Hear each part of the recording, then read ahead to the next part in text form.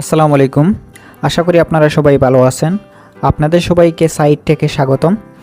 আজকে আপনাদের সামনে আরও নতুন একটি ভিডিও নিয়ে চলে আসলাম। ইতালি ভিসার সর্বশেষ আপডেট আজকের এই ভিডিওতে জানিয়ে দিব। ইতালি ভিসার কোটা ডিক্রেটো ফ্লুসি 2025 সালে ইতালি নতুন ডিক্রেটো অনুযায়ী মোট 1,81,000 জন বিদেশি শ্রমিক ওয়ার্ক ভিসা প্রদানের কোটা নির্ধারণ করা হয়েছে, যা আগের বছরে 1,51,000 থেকে উল্লেখযোগ্যভাবে বৃদ্ধি পেয়েছে।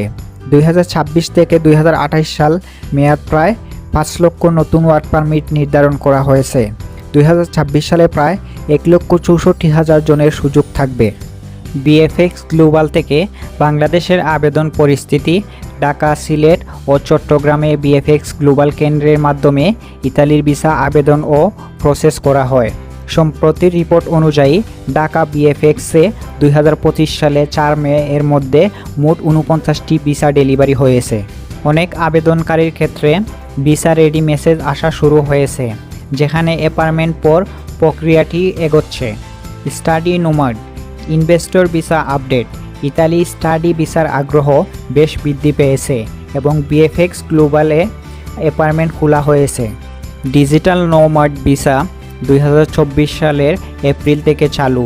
এই ভিসায় 1 বছরে থাকার অনুমতি, বার্ষিক নবায়নযোগ্য এবং প্রয়োজনীয় আয় ও বীমার প্রমাণ থাকতে হবে।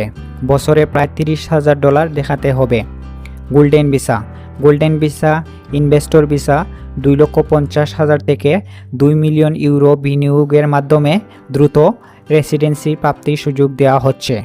ভবিষ্যতে পরিবর্তনশীল নিয়মাবলী। European travel information and authorise system. ভিসামুক্ত দেশগুলি থেকে সংক্ষিপ্ত ভ্রমণের জন্য অনুমোদন প্রয়োজন হবে, যা চালু হবে 2026 সালের শেষ ভাগে। 2025 সালে এটি এখনও বাধ্যতামূলক নয়। এন্ট্রি এবং এক্সিট সিস্টেম কার্যকর হবে 12 অক্টোবর 2025 থেকে। এরপর ইটিএস এর পুরো রোল আউট শুরু হবে। ইউবিপিএ একই অনলাইনে ভিসা আবেদন প্ল্যাটফর্ম 2026 থেকে 2028 সালের মধ্যে চালু হবে। অনুমোদন করা হচ্ছে 2026 সাল থেকে ধাপে ধাপে কার্যকর হবে।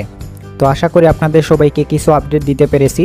এরকম আরও নিত্য নতুন ভিডিও পেতে হলে আমাদের চ্যানেলটি সাবস্ক্রাইব করে রাখবেন এবং ভিডিওটি শেষ পর্যন্ত দেখার জন্য আপনাদের সবাইকে ধন্যবাদ।